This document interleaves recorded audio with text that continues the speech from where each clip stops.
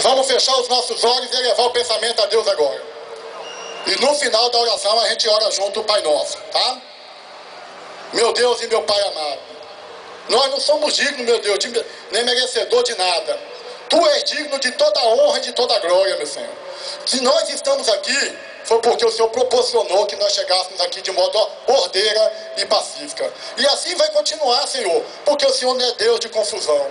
Senhor amado, olha a vida de cada um dos companheiros que aqui estão. Eu não sei o que eles estão passando, Senhor, mas Tu sabes. Tu sabes da dificuldade de cada um deles. Sabemos que tem companheiros aqui em situação muito difícil. Apacenta o coração deles, Senhor. Entra no coração de cada um, Espírito Santo. Cuida da vida da gente, meu Deus. Neste momento, meu Deus, eu quero entregar essa reunião nas Tuas mãos. Que o Senhor dirija. Nós somos somente um interlocutor do Senhor aqui embaixo na terra. Então dirija essa reunião de forma pacífica e ordeira. E cuida de cada um de nós, Senhor. Em nome de Jesus, é o que eu te peço. Pai nosso, que estás no céu, santificado seja o Teu nome. Venha a nós o vosso reino.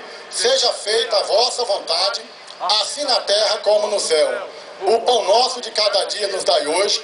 Perdoai as nossas ofensas, assim como nós perdoamos a quem nos tem ofendido. Não os deixeis cair em tentação, mas livrai-nos do mal. Amém. Pois Teu é o reino, o poder e a glória, hoje, amanhã e para todo sempre. Uma salva de palmas para o nosso Senhor Jesus Cristo. Meus amigos, eu vou pedir só mais uma coisa. Estenda a mão para os companheiros que estão aqui em cima. Por favor, estenda a mão para cá. Meu Deus, nós abençoamos. Teu povo está aqui embaixo, Senhor. Abençoa a nossa vida, cada líder que está aqui em cima. Nós sabemos os riscos que corremos, mas também sabemos que a luta é justa.